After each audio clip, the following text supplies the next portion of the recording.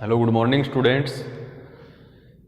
आज अपन quantum mechanics में next lecture करेंगे और इससे पहले अपन ने पढ़े हैं कि प्लांक के नियम से रेले जीन्स नियम को किस प्रकार से प्राप्त करते हैं और बोल्ट्जमान जो नियम है उसको भी अपन किस प्रकार से कम तरंग दैर्घ्य और ज़्यादा तरंग दैर्घ्य के लिए यूज़ करते हैं।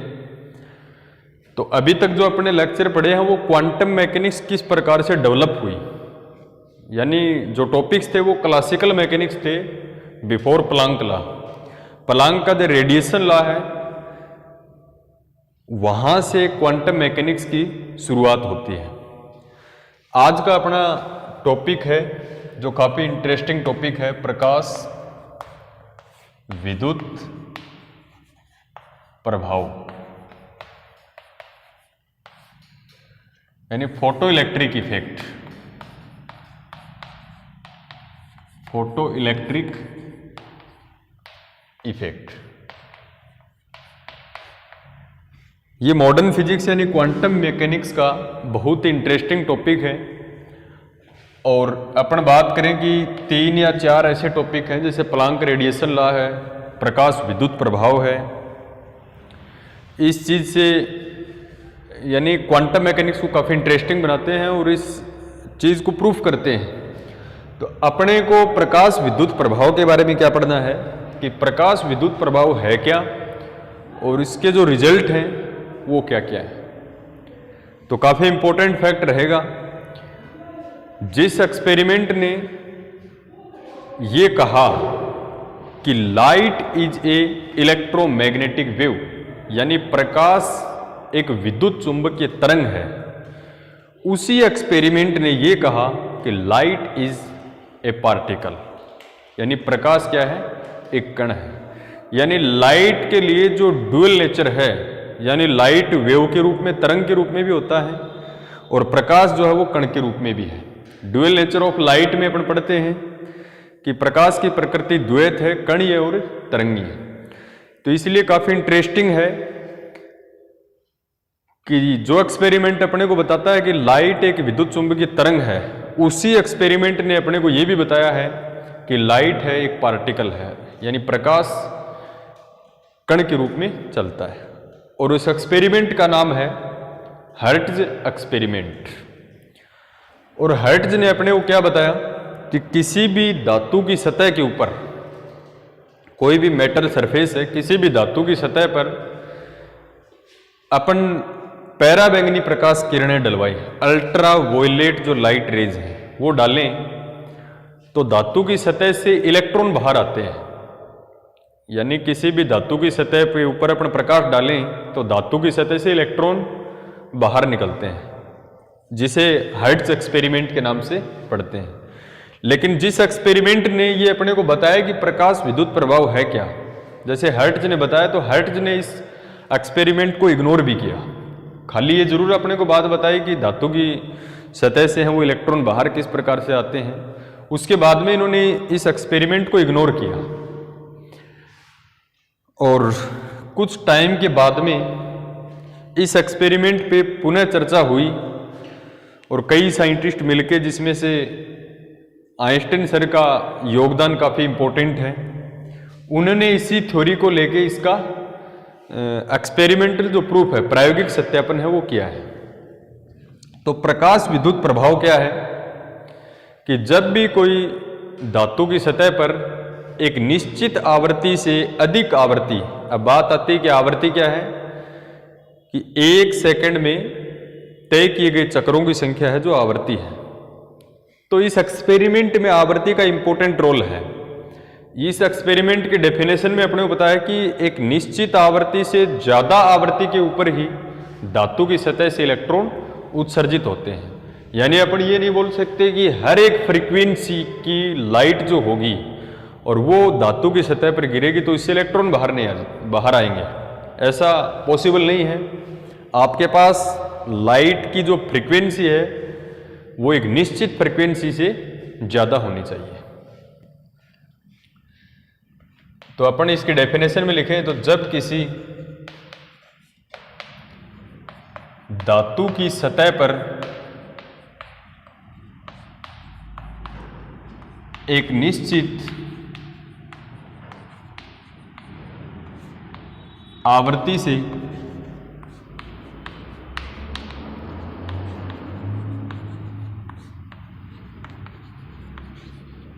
अधिक आवृत्ति का प्रकाश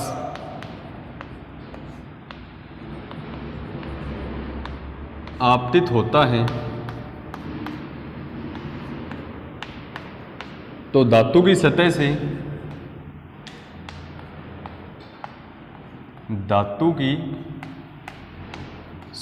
से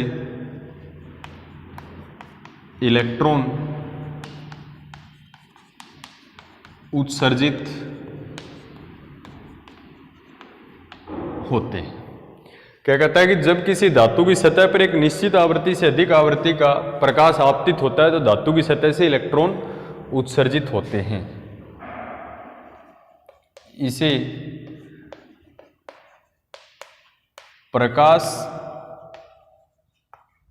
विद्युत प्रभाव कहते हैं। तो डियर स्टूडेंट, इसी डेफिनेशन यानी इसी एक्सपेरिमेंट को क्या कहा गया? प्रकाश विद्युत प्रभाव कहा गया, फोटो इलेक्ट्रिक इफेक्ट।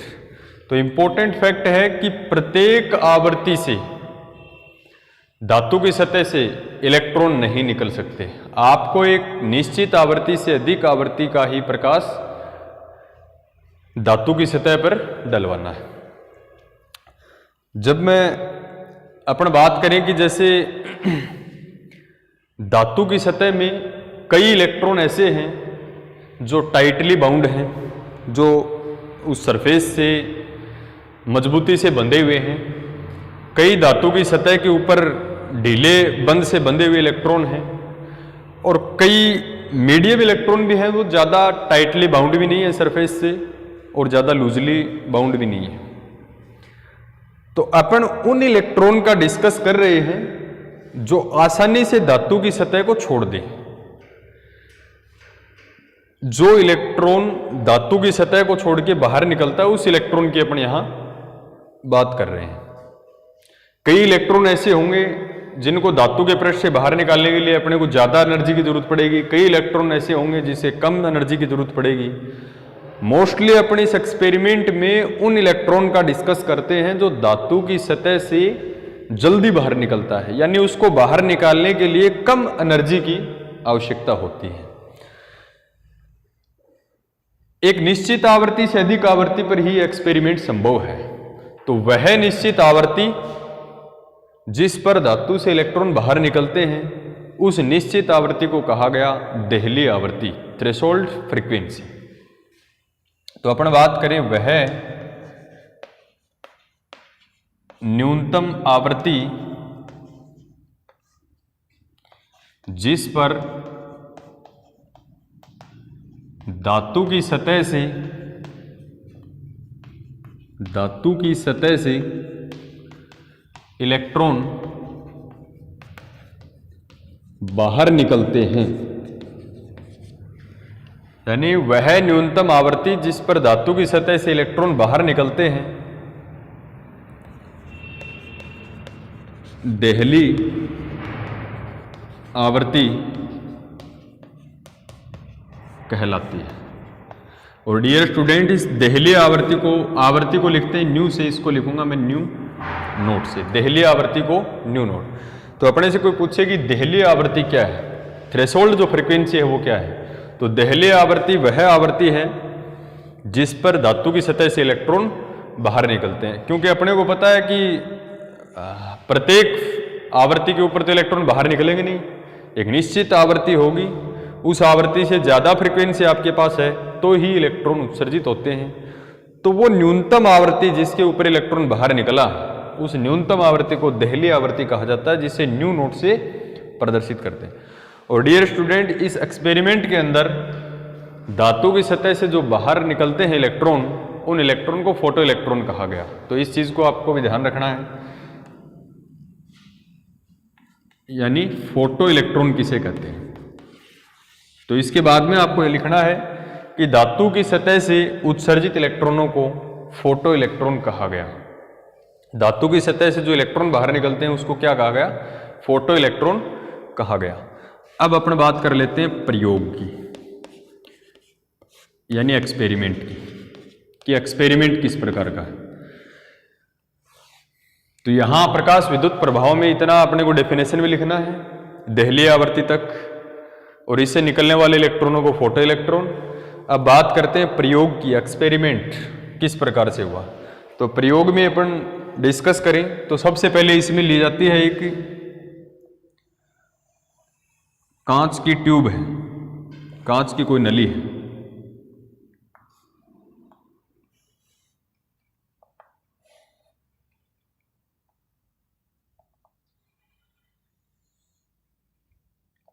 ये कांच की कोई निर्वातित नली है। निर्वातित का मतलब है इसमें हवा का कोई प्रेशर नहीं है, यानी ये बिल्कुल निर्वात में है, निर्वातित है। और इसके अंदर दो प्लेट्स लगी रहती हैं। एक प्लेट होती है कैथोड प्लेट, एक प्लेट होती है एनोड प्लेट।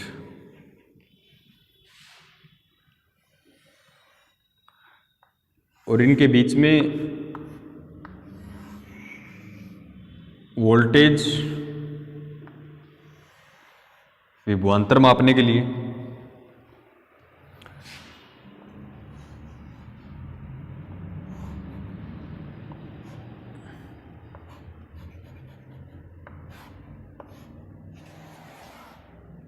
और यहां एक माइक्रो एमीटर यहां लगा रहता है एक माइक्रो एमीटर। माइक्रो एमीटर का मतलब है कि इस एक्सपेरिमेंट में जो करंट आएगी वो करंट बहुत ही कम होती है। माइक्रो का मतलब 10⁻⁻⁶, तो बहुत ही कम धारा होती है। धारा को मापने के लिए अपना एमीटर का यूज लेते हैं, लेकिन यहां धारा बहुत ही कम है, इसलिए माइक्रो एमीटर। अब इस एक्सपेरिमेंट के अंदर एक प्लेट को अपन कह दें एनोड, एक को कह दें कैथोड प्लेट, या अपन इस प्लेट को मान लें P1 प्लेट, इस प्लेट को अपन कह दें P2 प्लेट। हुआ क्या कि निर्वातित, ये जो ट्यूब है ये क्या है? निर्वातित कांच की नली। यहां एक बैटरी लगी रहती है इसमें, पॉजिटिव नेगेटिव। तो इसके ऊपर अपने को एक निश्चित आवृत्ति से अधिक आवृत्ति का प्रकाश डालना है, और वो प्रकाश होगा पैराबैंगनी प्रकाश किरण, अल्ट्रावायलेट।